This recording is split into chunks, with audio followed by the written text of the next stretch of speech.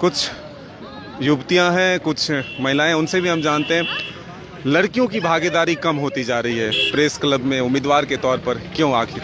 देखिए कम होती इसलिए भी जा रही है क्योंकि आप देखेंगे कि आज तो चुनावी माहौल है, तो पूरा पत्रकार समाज जो है वो चुनावी रंग में रंग चुका है। तो फीमेल पत्रकार भी आई हैं क्योंकि वो मेंबर है तो वोट करने। लेकिन अगर चुनाव तो हालांकि 2 साल में एक बार होता है, लेकिन एक्टिविटी होती रहनी चाहिए ताकि जो फीमेल पत्रकार हैं वो भी लगातार आ सके अपने फैमिली के साथ। और इसके साथ ही मैं ये भी कहना चाहूँगी कि एक जो चुनाव हो रहे हैं उसमें आरक्षण भी महिलाओं को दिया जाए। आरती जी, ये बताइएगा, महिलाओं की भागीदारी इस फील्ड में काफ़ी है, लेकिन प्रेस क्लब में भागीदारी अब कम दिख रहा है क्योंकि जिस तरह से उम्मीदवार होने चाहिए उतनी संख्या में महिलाएं खड़ी नहीं हुई।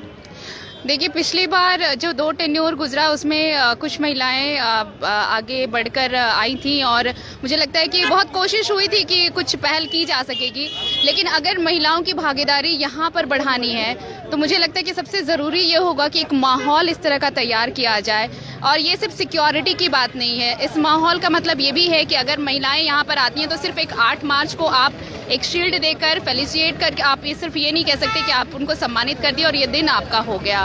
आपको एक ऐसा माहौल भी देना होगा कि अगर महिलाएं यहाँ आ रही हैं, अपनी हिस्सेदारी यहाँ पर निभाने आई हैं, तो उन्हें वो मौका भी दिया जाए। तो मुझे लगता है कि एक माहौल तैयार करने की ज़रूरत है ताकि पार्टिसिपेशन और बढ़े वुमेन का प्रेस क्लब में। पूजा जी, बताइए कैसा महसूस हो रहा है? आज काफ़ी संख्या में पत्रकार इकट्ठा हुए हैं जो पहले नहीं मिल पाते थे, उनसे मुलाकात भी हुई, और क्या कुछ उम्मीदें हैं जो नई टीम जीत कर? देखिए, सबसे पहले तो आज सारे लोगों से मिलकर काफ़ी अच्छा लगा। और आज ही नहीं, एटलीस्ट मैं कह सकती हूँ कि जब से हमारा ये कैंपेन स्टार्ट हुआ है तब से लोगों का मिलना जुलना लगातार बना हुआ है और एक दूसरे को समझने का भी दौर चल रहा है। कई लोग कई सारी उम्मीदें जगा रहे हैं और इस बार आशा करते हैं कि जो उम्मीदें हमें पहले भी थी जो पूरी नहीं हो सकी, खास करके महिलाओं को लेकर, वो इस बार कुछ लोग जरूर इसे आगे लाएंगे। क्यों आखिर भागीदारी कम क्यों हो रही है? देखिए, भागीदारी कम होने का मकसद ये है, मतलब मकसद नहीं कह सकते, रीज़न ये है कि जो चीज़ें हमें चाहिए थी फर्स्ट टाइम वो नहीं मिली। लोगों को जितना सम्मान मिलना चाहिए या फिर उनके अधिकार के लिए लड़ना चाहिए पहले के लोगों ने नहीं किया। इसलिए इस बार लोगों ने, मतलब जो महिलाएं हैं वो हट गई हैं। लेकिन मुझे ये लग रहा है कि इस बार का जो वोटिंग है वो नेक्स्ट टाइम जितनी भी महिलाएं हैं उसको आगे आने के लिए ज़रूर प्रेरित करेगा। क्या कुछ उम्मीदें हैं नई टीम से? उम्मीदें ही रहती है, हर बार उम्मीद ही रहती है और इस बार भी हमने उम्मीद ही किया है। और इस बार की उम्मीद थोड़ी ज़्यादा है क्योंकि कई बार हमारा जो उम्मीद है वो डाउन हो गया, लेकिन देखते हैं, उम्मीद ही है।